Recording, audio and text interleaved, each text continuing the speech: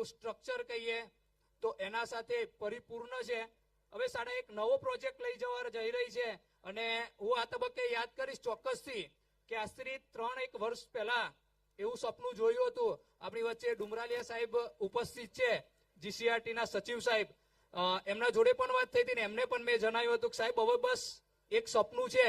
જ્યારે પેઇન્ટિંગ કર્યું ત્યારે આખા ગુજરાતભરમાં જાણીતું થયું હતું. સાહેબનો મારા ઉપર સ્પેશિયલ ફોન આવ્યો હતો કે પ્રતિકભાઈ આપને અભિનંદન કે આટલી સરસ મજાનું તમે પેઇન્ટિંગ કરીને સ્કૂલ બનાવી છે. ત્યારે સાહેબને એક વાત કરી હતી કે સાહેબ હજી એક સપનું બાકી છે, એ પૂર્ણ થઈ જાય પછી મારા ગામવાળાને એવું કહીશ કે ભાઈ આ તમારી સ્કૂલ હવે પકડો તમે.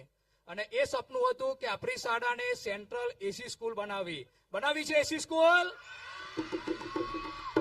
અને મિત્રો એના માટે 2 વર્ષ 3 વર્ષ બહુ દોડધામ કરી. પહેલા એવું દાતાશ્રીઓનો પણ કોન્ટેક્ટ કર્યો કે જીબી લાઇટ ચાલુ હોય, લાઇટમાં આપણે જો એસી લગાવીએ તો એનું લાઇટ બિલ વધારે આવે, આવો પ્રશ્ન થતો હતો. એટલે એવું વિચાર્યું કે એવું કંઈક વિચારીએ કે જેનું લાઇટ બિલ જ ના આવે.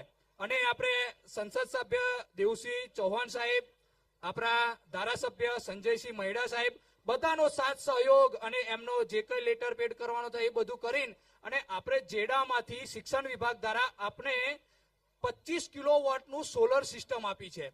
25 કિલોવોટનું સોલર સિસ્ટમ અમે જ્યારે એનું અનુમાન કરાવ્યું હતું, જ્યારે કે બધા વર્ગોમાં એસી લગાવીએ તો કેટલું થાય, તો એ 15 કિલોવોટ હોય તો પણ સુફિશિયન્ટ છે કે એસી સ્કૂલ કરીએ તો પણ એ આખા કેમ્પસમાં ચાલે.